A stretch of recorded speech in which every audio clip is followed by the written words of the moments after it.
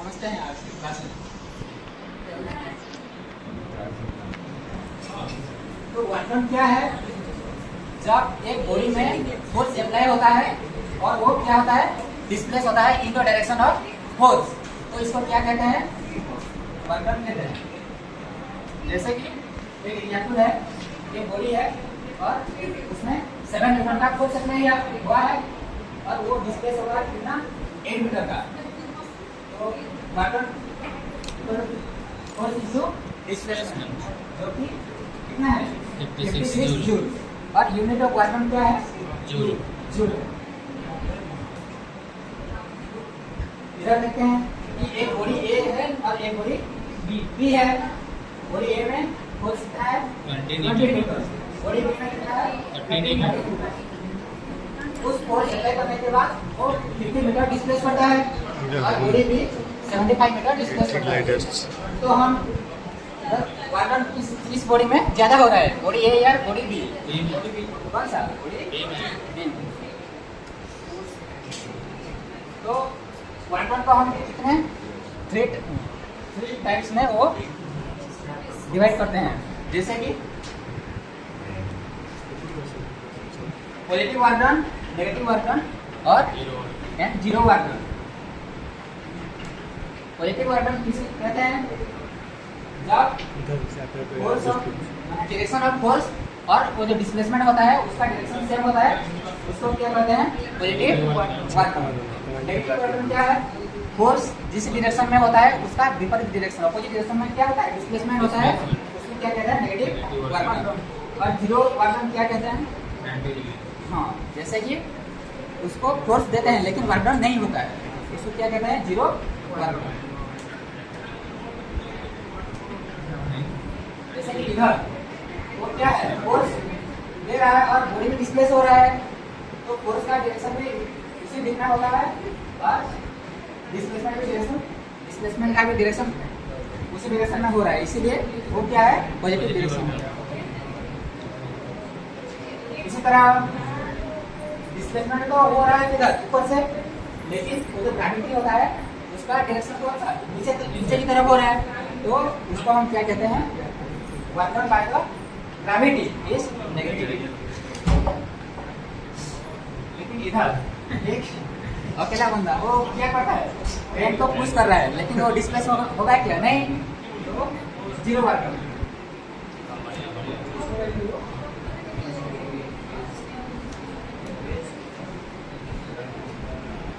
इसी को इस वीडियो के माध्यम से हम देखते हैं।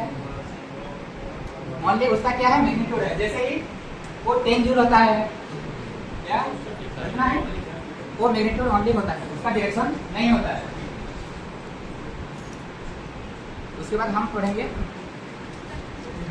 तो एनर्जी के बारे में पढ़ेंगे। एनर्जी का डिफरेंट फॉर्म होता है, जैसे कि लाइट एनर्जी होता है, सोलर एनर्जी होता है, wind energy, heat energy, chemical energy और इलेक्ट्रिकल एनर्जी। हम आज क्या पढ़ेंगे? एनर्जी दो प्रकार की होता है, जैसे काइनेटिक एनर्जी है, पोटेंशियल एनर्जी। तो उनमें क्या देखा कि काइनेटिक एनर्जी और पोटेंशियल एनर्जी। काइनेटिक एनर्जी क्या होता है? जब एक बॉडी मोशन में होता है उसको क्या बोलते हैं? काइनेटिक। तो kinetic energy is an object due to its motion. And kinetic energy क्या होता है? जैसे कि एग्जांपल, एक कार मूव कर रहा है या एक बॉल रोल कर रहा है, तो इसमें क्या होता है? Kinetic energy. डायरेक्शन दिया है, एक बॉडी है, आफ्टर एक्टिंग फोर्स और इट डिस्प्लेस सम डिस्टेंस। मास क्या है? क्या है? इधर वेलोसिटी, इनिशियल वेलोसिटी u कितना है? 0 और इधर फाइनल वेलोसिटी v है। तो वर्क डन इक्वल क्या होता है? Force into displacement. Force equal क्या होगा? मास इनटू मास m है, एक्सीलरेशन a और डिस्प्लेसमेंट s है। तो इक्वेशन ऑफ मोशन, जैसे कि तीन इक्वेशन ऑफ मोशन होता है और हम जब अप्लाई करते हैं v² - v² equal to velocity को कितना है? v। लेकिन इधर जब वो जो रीच करता है, इधर इनिशियल वेलोसिटी कितना होगा? 0 हो जाएगा। तो a का क्या वैल्यू आएगा? v² / 2s। उसको अप्लाई करने से क्या आएगा? Kinetic energy half M V square. तो काइनेटिक एनर्जी किस पर डिपेंड करता है? Mass of the object and velocity of the object. जैसे कि इधर दोनों बॉडी में किसका काइनेटिक एनर्जी ज्यादा है? बॉडी ए या बॉडी बी? क्यों? मास कितना सेम है लेकिन वेलोसिटी स्पीड ज्यादा। तो इसी तरह मास जिसका ज्यादा होगा उसका क्या होगा? Kinetic energy. Similarly potential energy क्या है? तो एनर्जी जब किसी बॉडी एक हाइट में होता है उसका ग्राउंड से कितना हाइट होता है और वो क्या प्रोड्यूस करता है? Potential energy. पोटेंशियल एनर्जी कितना? mg और g का कांस्टेंट वैल्यू होता है जैसे कि 9.8।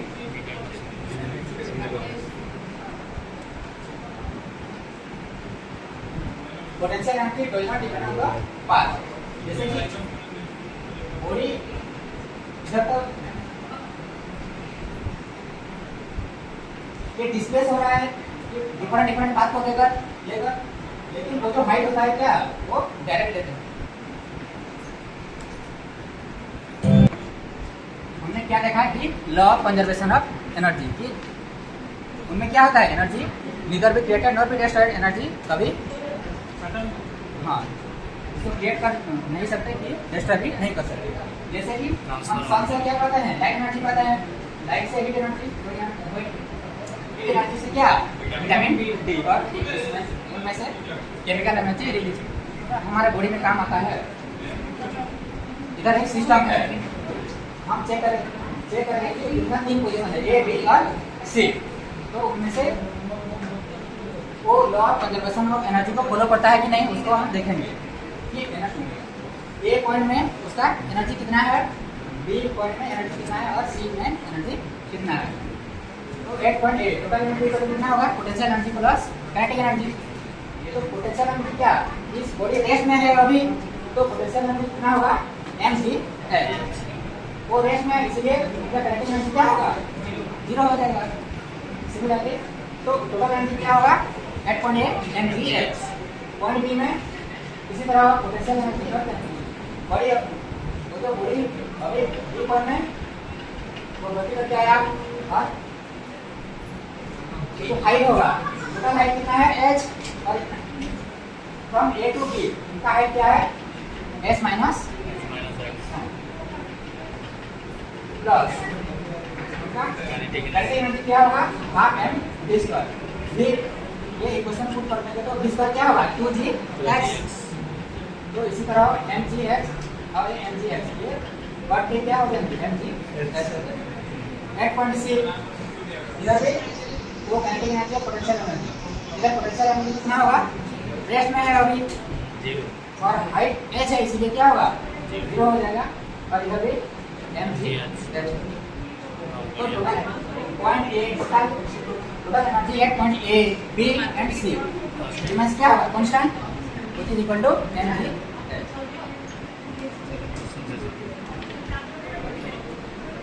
बताओ कौन सा होगा ये? इसका मतलब क्या होगा?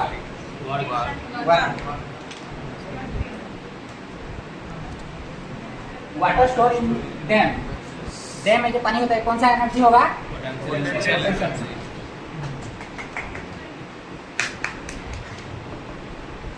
P के force and displacement are in the same direction then the work done will be gravitational force क्या करता है? Negative work opposite the direction of force.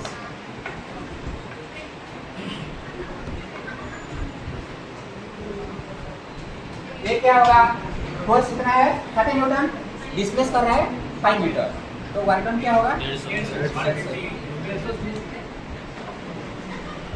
Energy position due to its motion कौन सा होगा?